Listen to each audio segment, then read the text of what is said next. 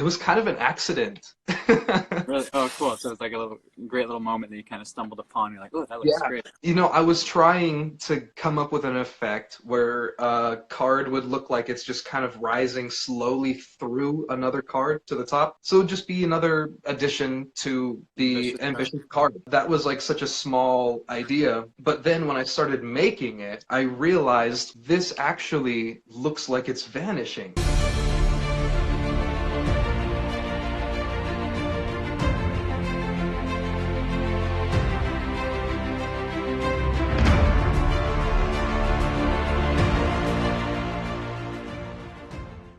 Hey, what's up, guys? And your host, Jack here. We have a special guest. His name is Jared Arroyo. He's a member of the world famous Magic Castle. Very excited to get him on. Hello, Hey, hello. hello, hello. How are you today? I'm doing good, man. Yourself? Doing excellent, thank you. I'm Very always good. excited to do this. Me too, me too. Always excited. I'm excited Right to on. see what we have in store for the day and what we're going to talk about. Yeah, we'll free flow, jam it out, have some fun, and just connect. This is the first time I actually have like really talked to you. I've just seen you through like the Instagrams, interwebs, Yeah, and and I've always loved the stuff that you put out. I've always said I think that you're one of the most natural magicians at what you do. So oh, it's a honor to be thanks, here. man. Oh, I appreciate that. Yeah, you too. I love your work. I was just going through it. I was like, man, I haven't seen a lot of this, like your later posts, and man, Thanks. you're really Thank tapping you. into that creative stuff. It's awesome. Up until now, up until recently, I've only been on like the performance side and putting together shows. So there's ideas that I've had for a long time that I was hoping I could make someday, and so I'm starting that now, kind of a late start at creating, but a start nonetheless. It's okay. Yeah, I'm kind of at that same point too. Like I've been wanting to create something. I've helped like consult and create for others, but nothing for Hmm. myself. So I think like it's kind of coming at that point. It took me like 10, 11 years. Yeah, but I would love to hear your background story as everyone else. Everyone has a story. So how did you get into magic? What was the first thing you saw? Mine is a little bit of the stereotypical side. I was in Vegas because I had family who lived in Henderson. When I was around 7 years old, my dad took me to the Caesar's Palace, and they have the Houdini store. And Nice. that's where I credit like the first place that I actually saw magic like live in front of me for the first time. And so I think he was just doing the UFO card, and Yeah. I was like, Dad, I have to have that.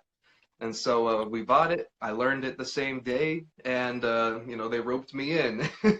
They really did. And ever since, I've been doing magic kind of on and off until about 9 years ago when I started working on it for real and putting in the real work, should I say. A little bit of a brief background. And where you located right now? I'm in the Thousand Oaks area in Oh, 30 okay. minutes from LA. Where are you at right now? I've been staying with some family and yeah, just trying to enjoy some family time and connect. Mm-hmm. We're good. And That's even other magicians around here. I'm surprised there's a lot of the guys coming together online, like doing mm-hmm. their virtual stuff or whatever, YouTube, TikTok, Mm-hmm. Mm-hmm. Instagram, and they're all like meeting up in LA and Vegas back and forth. I've been hearing from a lot of magicians. And so I Yeah. was thinking, I'm like, yeah, maybe I'll swing by. I'm cool doing my own thing though. Yeah. That's good. And it's true. There's a lot of magicians around here that I didn't even realize. I was a member of the Junior Society at the Magic Castle, and I just kind of recently turned 21, so I'm graduated from that now. But Nice. as soon as I joined up there, I started realizing how many magicians are actually around in my area.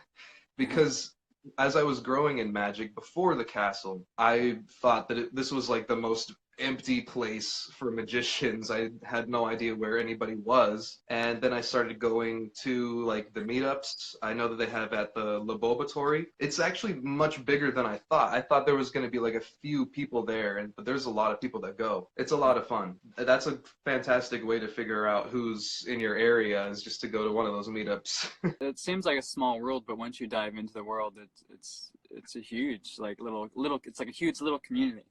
You never Hmm. know. I mean, I find so many people through this platform, Instagram, and it's like, wow, the rabbit hole goes so much deeper, and it's like it's sometimes Hmm. overwhelming. Even in LA, like we kind of take that for granted. There's a lot like LA and Vegas are like two of the, like one of the biggest hotspots. So you got Hmm. a lot of action, a lot of performers. I like LA. I grew up there most of my life, and then I've been kind of hopping back from San Diego to LA a lot. This is a good time to be here. I usually complain about the traffic. Now I never have to complain right now. Yeah, exactly. Although they've just started going back to it, like just the other day, my girlfriend lives in Reseda, so I drive over there just about daily to either pick her up or take her back home after work. It was nice to be around though when it's just like a ghost town and going around Hmm. town and seeing that. So Hmm. I kind of enjoyed that, just driving around. I think I'm really stoked. I think this is the best time ever, like to take this time out because we've been so busy, like we're not really aware of what we do. Have you like kind of reflected big time in the past like couple months? Oh yeah, definitely, definitely. Everybody is doing that, so it's Mhm. pretty cool. I watch myself just through this video. I'm like, wow, man, who the heck am I? Like even when you film yourself doing magic, you know, you learn a lot. This is definitely the perfect time to set alone time for yourself. Just sit down and relax and meditate on things that you have always wanted to do, or even just take those first steps into, as you know, like what I'm doing is like creating right now as much as I can because I have so much time. Like before, my excuse would be, you know, I've got this to do today. I've got no time. If I start now, I don't want to stop and pick up later. I might not do that, you know? So right now, he has so much time to actually do the things that they want to do and get it done. And so I think when we get back out of this time of quarantine, it's going to be insane for the magicians and for every artist because every artist is going to come out with something new and fantastic and beautiful because we have so much time just to sit and think on how to present tricks, new concepts, new ideas, and new methods, even though that's, in my opinion, not the most important part. New methods are going to be coming out that are going to be quite wild that we can take and use for other effects that we have personally. I think the new stuff that's going to come out is going to be blowing us away, whatever comes up next. Good. I think so too. Like you're one of the few that have said it too. Like, you know, we're upgrading and we're Yeah, gonna go to like 10 levels up. And you absolutely. know, and we're gonna see a lot throughout the time too. Already we're seeing a lot more visual magic, a lot more. I mean, now they're already adapting doing virtual shows. A lot of things is just taking a big turn, and we all just have to kind of adapt and evolve. And technology is gonna be another big thing that's gonna play a big part too with magic too, with everything. It's how we're doing. Definitely. It's how we're connecting right now. And isn't that such a weird thing? Like, we had this platform all this time, and only now are some people using it. Like, every now and then, people would use Instagram Live. Every now and then, people would be live on YouTube or doing these streams. But now, this is going to be a huge medium after this. The market for this has grown so much. And I think people have realized more of the value of doing these live shows or even doing shows over Zoom. As far as a magician goes, shows over Zoom, like that's such a weird concept to not have somebody in front of you, but there is a lot of value in it, especially during these times. And so I think people are going to be taking advantage of that, and that market's going to grow too. Yeah, it's pretty crazy. It's really interesting to see what's growing, what's happening. Oh, it's kind of glitching on me. There you go. I can hear you fine. Am I good on your end? Is it freezing? Yeah, you're good on my end. Hopefully I'm good now. Trying to move around a little bit. All right, good. I know everyone's already going to be asking about your hollow card. I don't even know when it's coming out. This is a release that I took to Kalen. You know, at first I didn't think that I was going to release it. I just sent him an idea, and I think I said something like, I think you'll enjoy the idea, and the method is even cooler. So I think I just sent him that, and then 30 minutes later, I get a message back from him. He's like, first of all, that video was fire. Because I came up with a little promo video with me and my girlfriend using the hollow card, and it was really funky, like really like 80s 70s feel to it. Oh, that's cool. Put some fun music to it, and we were wearing some like goggles or something. Right But on. yeah, he sent me that first, like the video was fire. And he's like, also, would you like to hop on call for a bit and just talk about this? And I was like, absolutely, why not? Oh, yeah. So it kind of just happened out of nowhere. But now we're in partnership with Theory 11, and it's also going to be available on his site, What Is Magic, WAJTTTT. And I'm not sure what the release date is exactly. It's ready. We're just kind of waiting on Theory 11 to get their end ready. and then it'll be out so soon. Yeah, we all look forward to it. It looks great, man. I've seen a few. I saw, Thank Killian you. play with it. I first saw him actually play with it first. Then I saw you. I'm like, oh, what? Then that's when I really noticed a lot of your work. I'm like, oh, this good stuff. Good stuff. Looks like you're pretty versatile with all sorts of magic. Definitely. Is it Yeah, cards or are you I'd kind of say close up walk around. Walk around is my favorite because that's when you're closest with the people, and that's what's most common in my everyday life. Like magic really is just a lifestyle for me. I don't try and go out there and get gigs. I just kind of walk around with my cards, and I've been pretty lucky. I know that eventually if I start going out and looking for gigs, I will get more of them, but I've been lucky to get a fair amount of jobs just doing what I enjoy and not worrying so much about the work part of it, that I have to go out there and get these jobs. because you're basically playing the full-time magician. You're just enjoying it so much. It's who you are and what you do, Hmm. and then you just kind of attract the people that are interested in that because you're really Yeah, interested in that. So that's I've been awesome. very lucky with it. And I think my favorite definitely is the walk around magic. And for the same reason that everybody says, just enjoy experiencing magic with people and seeing their reactions up close, or getting to just have fun with a group of people that I knew nothing about 5 seconds ago, and then all of a sudden we're connecting and being amazed together, having fun through the medium that is magic. Don't you miss that right now? Yeah, I do. I do. I definitely do. That's why I am so grateful for being here, talking with you, and having a little bit of an audience to talk with and interact Yeah, with. I'm excited for that. But where was I? I was saying close-up magic, parts of walk magic, around, walk around magic. connection. That's it for me. That's what it's about, and that's what I enjoy. And I know that I would love to do larger shows and go around the world and tour and all that, but I'm very happy with where I'm at right now. Just doing my small shows on Yeah, my own. you're enjoying the journey. That's good. That's right. And just yeah, taking where the magic goes. Yeah, it opens so many doors just naturally. I think we talk a lot about that as magicians. You just never know where it's going to lead, and it just Exactly. opens doors. Just for the most part, yeah, people love magic, and I think it's really who you are. And if you just really enjoy what you do, that sells what you do. I think I kind of take that for granted nowadays because I always wait for the opportunity to do magic. I don't always just go do magic. But as a magician, we know we could create opportunities to do magic. So I'm like, I wish I did more, more creations with my magic and more opening the doors and just having fun with people. I would like set up tricks way in advance and I would never use them. That sort of stuff. I would just wait because I just wanted to have those like real natural moments. I'm like, man, it didn't happen. Whatever. That torn up card will be there, or that will be on the ceiling or on the window now. I'll walk away Or forever. you come with like your pockets just full of gaps and gimmicks, and then you end up using none of them. Nobody comes up to you. You I don't know go how often has that happened for you? You carry all your magic and don't do any of it. I find that I'm always caught at the times where I don't have anything on me, or like I have something that I'm not ready to do yet. Right. So it's always fun going out and setting these things up and trying to find new things to do. But then it's like the times where I'm not ready at all. People will be like, "Oh wait, my friend has told me about you. You're the magician guy, right?" I'm like, "Yes, I am." Like, oh shoot, here it comes. Like, man, I Yeah. got nothing on me.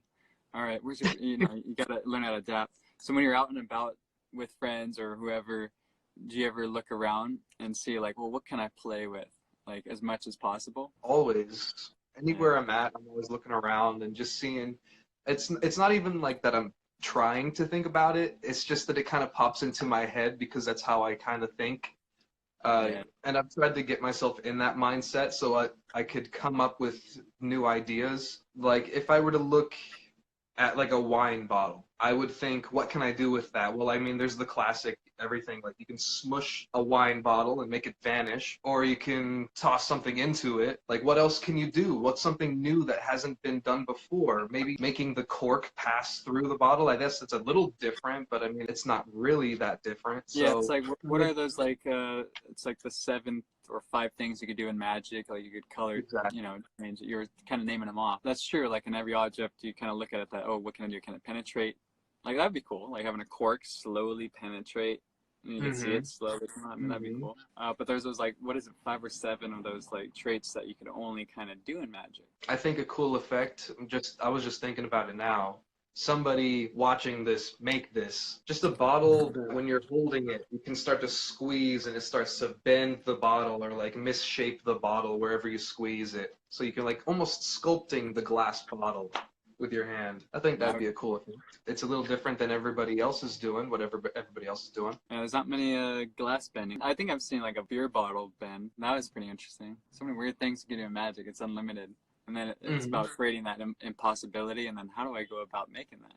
Exactly. And I think as far as creating, I take a lot of my own method for creating from quotes from Tommy Wonder because I've seen his lecture several times. There's a Nice. time where I'd watch it like every day and just kind of listen to his words and kind of try to get into his mind and how he's creating and how he thinks. But he says if you have an idea that's worth it and worth it to you, go to any boundaries that you can to make it into a reality, to make it into that most perfect effect. And then once you have that, take away all that's unnecessary. So then you're left with just the pure effect. That inspired me a lot with sorry about that, creating my own magic. And it's a helpful way of thinking about A it great too. quote. Yeah. It's the true for even just a show. If you have already established effects that you're practicing, perfect it, practice it until it's perfect. And if you change it around a little bit to make it personal to you, that's perfect. That's what you should do. And once you have that, take away, not necessarily make it bare bones, but make it what's necessary to complete this effect or complete this show. Yeah. So where do you find a lot of your inspirations? I'm a huge fan of Cirque du Soleil. I Nice. love Cirque du Soleil, the imagery and the art and everything in it. I think as far as like structuring and shows, that's the best that I've ever seen. Nobody's ever structured a show better than Cirque du Soleil has. That's what I think. So it's different trying to make a show that feels structured perfectly like Cirque du Soleil when it's a magic show, right? Because in Cirque du Soleil, they have so many different things that's happening. It's one after the other. Whereas in magic, it's just one person. You don't have a change of Yeah. scenery. So it's difficult and different. And I think theater, just in general, are my inspirations because I am also a bit of a thespian. I like to go out and perform on the stage as well. So structuring in my shows is different in the fact that I like it to have more of a story. I know that some magicians go a little bit more on like the personal side, just drawing them into their own character. But I like to draw people into a story that I can tell, that I believe in completely, and then I can use the medium of magic to put that story out into the world. And so it might be a little bit more philosophical, it might be a little bit more on the theatrical side. My main muse is the theater. So that's what I emulate oftentimes. That's good because you are a showman. Yeah. I think that's a great way to look at it. And do you make it simple or do you want to make it so unique and above where they have to meet you, at an upper level? I think I know what you mean. A lot of my poetry is imagery based. It's stuff that you can take into your life and kind of interpret for yourself. And that is how I like a lot of my shows is everybody gets their own interpretation of what I'm doing or what I mean. So it's a little bit ambiguous, I Yeah. guess. Yeah, people can connect to it in their own ways is the best way I can put it. That's cool. I always find trouble with making shows where like I'll think so much or too much about the people or care too much about the people. I get lost about my audience where I'm forgetting about what I want to do. And I've gone through phases of magic where I'm doing tricks because I'm basing off what the people like. And then I'm like, well, I don't even really like that. I'm just doing it for the people. It's interesting to have that balance where you do want to give them, what the people need. And really it's just telling that great story that they connect with. I mean, I think about theater too, but music especially connects with me because it's always has a deep connection and there's a message, poetry and all that. There's things that we interpret and make our own. Compared to what the artist really means, it could be somewhat, ambiguous or it could be simple. It's interesting to kind of play with those ideas. And I think I'm trying to go now more back onto being like just weird. All of that is, it's who you are, and it's what you want to do with this medium that you have. You can do anything with it. Perfect to mess around with any sort of persona. I think that's the only way to do it, really, is to just mess around with a bunch of different things until you find the one thing that you really like, and then stick with that for a bit. And if it changes, change with it. So when did you start, when was your turning point when you could really start creating your own original stuff?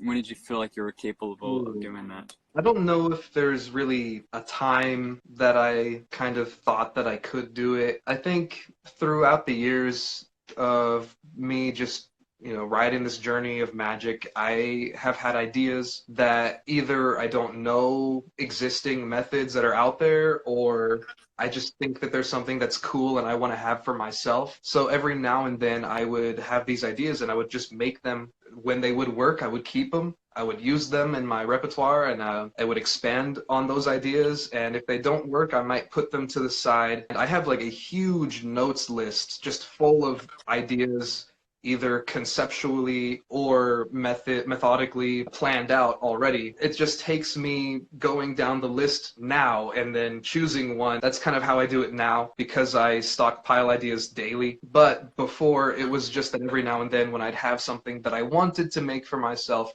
I just would.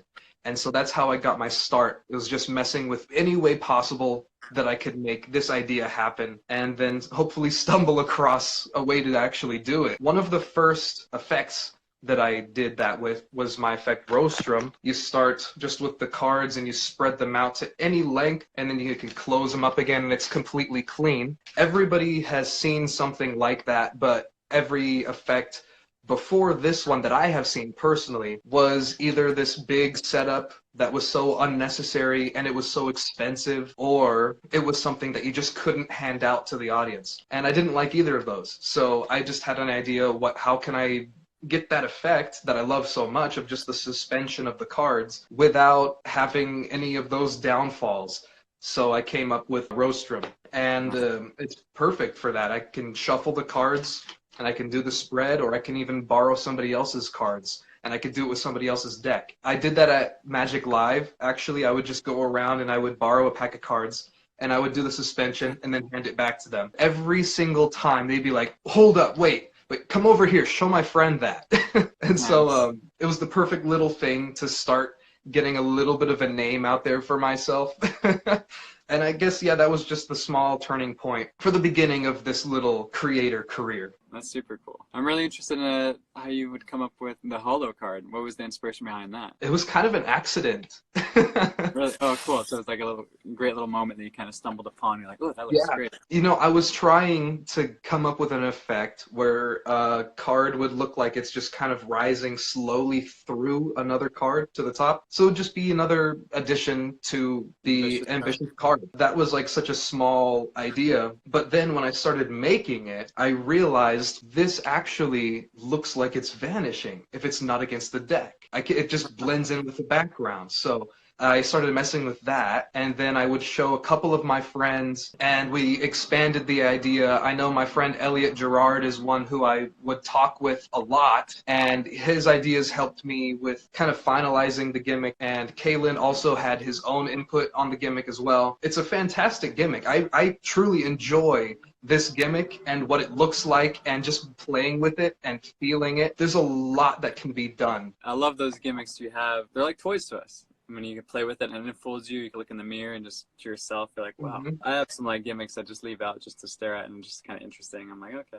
This isn't my idea. There's something that I came across, and this is by Arnell. I think his name is Arnell Renegado. But you take just a coin and you drop it into the fist, and now that's inside of a little baggie. This is a fantastic little idea, and the best part of it is that it's the same exact coin that you see at the beginning that's there at the very end. I don't want to give anything away about it, but that's just such a fantastic little visual that I've been having a lot of fun with recently. So I think another part of my creating side is that I'll go out there and I'll find like some really weird stuff that nobody else really knows, or very few people know. and I'll take those concepts and I'll try to expand on them beyond what these people had used it for. And so this being our Arnell Renegado's idea, I had an idea of what if we put this into like a table, and I found that you can have this kind of crazy fading effect that looks like black art, where the coin is just there on the table and then it fades into darkness, into blackness, and it's gone. So already idea there. There's like a matrix. You could do a matrix with it where it fades from one side of the table to the other, or just another cool vanish too to add to the repertoire. You know, like a slow motion vanish. Exactly. And so I think just taking ideas that are already established and then tweaking them a little bit and changing the effect and finding what else it works for is a huge part that we kind of have to do. You have to do it as a creator or as a magician, just expand and see what else you can do with what you already have. Because maybe that's not the best thing to do with it yet. Maybe there's something that you can change just a little bit that makes it so much better, and it will fool everybody, you know, or it'll just be the most beautiful effect you've ever seen. So who knows? Just tweaking something a little bit gets you another new idea. Yeah, always playing around, always experimenting, see what you could find, and then you just stumble across it, huh? There's so many routes you could even just go down. I've been just playing with just putting new stuff together, or just random stuff together that doesn't even make sense, and seeing what I could do with it, and it makes it really hard. I'm like, I end up just tossing it away. But, you know, I'm always trying to do those sporadic ideas and see what you can do with it. But it always starts from like one inspiration to another. And it's fantastic. I really appreciate those little ideas. I know that a lot of magicians come out with things that are super quick, that you could do these like really intense social media magic. It can just be like bang, boom, bam, one after the other. A lot of magicians don't really like those ideas sometimes because they're not like a complete routine or something like that. I just think it's funny because I realized I was kind of one of those guys like, yeah, not really about it too much, but I'm totally about it really now. And I kind of look at it and like, it's just another form of the stage. Because if you see a stage guy, he's doing boom, boom, boom, boom, boom. You know, now we're seeing that on social media. I mean, you can use anything, but you're seeing a lot more close-up magic now, just being bombarded with a lot of visual magic. And I said, you know, a lot of people don't really like how quick it is, or, you know, they think that there's not really a time where they would use this idea. If it's that cool of a visual idea, why not just mess with that concept and put it into something new? If you don't like these short ideas, come up with something to add to it or expand on it in your own, and it will become something that you'll enjoy much more. And plus, you'll have the knowledge of this concept to use for something further in life. Like if you come up with a new way to make a card appear at the fingertips, you might be able to use a method that you know before. So who knows? It's always good to collect knowledge, especially in the magic community. Yeah, I really think that helps, especially in creating, because then you have all these little things that may not work for what you're doing at that time. But then down the road, you're like, oh, I know what would work perfect for this because I used this thing I never used. Now I have an idea. What are like some of the challenges you overcame in like maybe creating? I think one of the biggest challenges that everybody faces is if you have an idea and just not thinking that it will work, or just not thinking that anybody will like it. So then even if you do make it, you don't show anybody. I think that's the biggest obstacle so far. There's not really anything that's stopping me from making something except for myself, especially at a time like right now. I have no excuse. It's just me.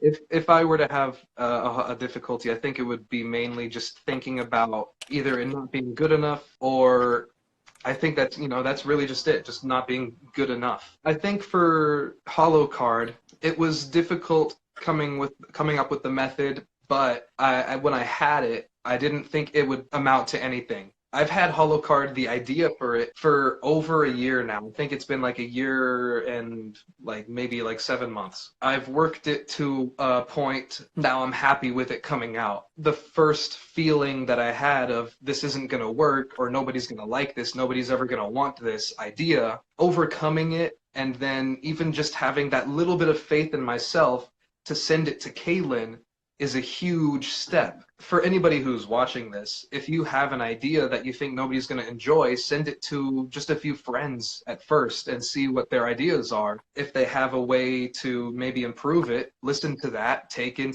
to heart, and then expand on your idea and just make it so much better. There's no way in getting all of the ideas complete 100% of the time. There's no way of completing them 100% of the time. And so if you have an idea that is worth it, that you deem worth it, work on it first, then show it to people, ask questions. Try not to let that voice of, nobody's going to like this or it's not worth it. Don't let that voice come out in you and try to push it down, suppress it a little bit, because if it's worth it and if it's an idea that you enjoy and that your friends enjoy that you're talking about this with, then have enough faith that they know what looks good or what people will like, even if you feel that you might not know. I think a huge part of creating is peer review. We're always our own worst critic, and that just needs to stop. We need to take that critic outside. Exactly. And I think that also helps create the art too. You kind of have to go back and forth and challenge yourself. Mm-hmm. I'll usually will step back from it and then go back to it later, and I'm like, okay, because I get stressed out. I saw this great little meme of a picture of an artist making a piece of art, and he's sitting at a table. It's in 4 squares. It's the same scene. He's at a desk and he's drawing art, and the first picture he's angry, he's all red, so it's a black and white, but he's all red. And then the second picture is him kind of drawing, and then the red's coming into the pen, and then into the paper. The third one's getting more into the paper, and then the last one, it's all in the paper and the artwork. And now he's happy. Oh, that's cool. I got through that frustration. I'm like, well, I really like the way that was put, because it's true. We got to let out our emotions through the art.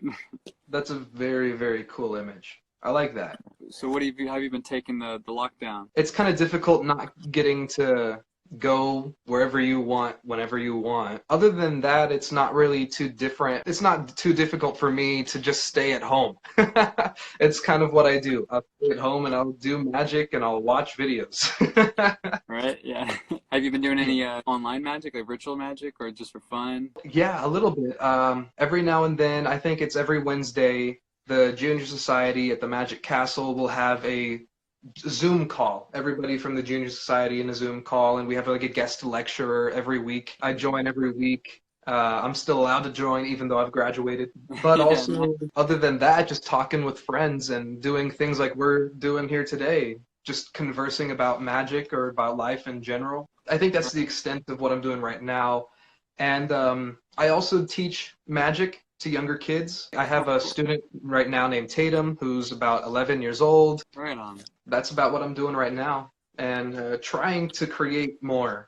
There's some ideas that I'm working on currently that I am hoping to get done soon. Nice. Yeah, always digging around. And so what do you predict after all this? I like to ask every magician that. What do you hope for? Well, as I said, I definitely think that magicians are going to come back bigger and better than ever. And it's going to hit like a wave. I'm hoping there's going to be a lot of magic presence on TV, because I think that after this, getting magic to be more mainstream and more widely viewed and widely sought after, I think it's necessary because of how far magicians are going to go with their own advancements. So people will need to see how well magicians are doing after this. That's what I think. Other than that, I'm going to go back to performing at the Magic Castle, hopefully do more of my own shows. Yeah, you touched on a point that I think is totally true. I think we're going to see a lot more magic on TV, because right now they're getting a taste of it online, and there's more magicians hopping on board, so there's a lot more virtual magic. I've even seen magicians just go on the big TV shows, because the TV shows, I mean, if you look at a lot of them, even Saturday Night Live, it doesn't look well done. You see some of these guys, I see Brian Brushwood, the guy from Brushwood, yeah, he does cool. better material than what you see on TV, and a lot of the YouTubers are kind of way advanced, and so it's making the TV almost look bad. And YouTube's taken over, and I think you're going to see a lot of that stuff be on TV and transferred, more on the big screen, I guess. And I definitely see magic up there too. Definitely. I guess we're going through that phase where magic's going to be popular again, in the next 10 years, maybe. Yeah, I think Shin Lim did a fantastic service to magic, making it look cool And his stuff is, at the time, it was unlike a lot of what was going on in Magic. And so when that came out, it was obviously going to blow up because it was so cool and mysterious and sincerely good Magic. I think the same thing is going to happen, but on a little bit of a larger scale for lots of other magicians. And I hope it does. Yeah, live entertainment's going to be a huge demand after all this, and who knows how long it's going to take. But I know everyone will want that, and at least we could do this and still connect. It's just a different thing. I have my first Zoom call lesson with somebody on Wednesday, so that's going to be different. Yeah, well, I think teaching Magic will be another thing, because the only problem when you're working for a screen is that they catch everything. Like, the flash is going to be noticeable. I mean, unless they just keep going by, but they're going to remember that. The image sticks longer. When you're in person, you may be only looking at the eyes or at their mouth or something. There's more things to look at. I like talking over Instagram or Zoom with all my friends. I think this is a way to just expand ideas, and then as soon as you have an idea that hits, you can just start making it, and you don't have to worry about where you're at or what the other person is doing. You just move your phone a little bit, and you're fine. Right? Yeah. You could just turn around or flip the screen. Exactly. It's so cool. Yeah, a lot of fun stuff. I can't wait we'll have to jam some more. Thanks so much for your time. And no problem. With us, spreading the knowledge, keeping us afloat, inspiring us to create more. And you all inspire me. You inspire me yourself, Mr. Jack Murdoch. Thank you so much for having me, man. This has been a lot of fun. All right, and thanks guys for joining in. Thanks, Jared. I'll catch up with you soon.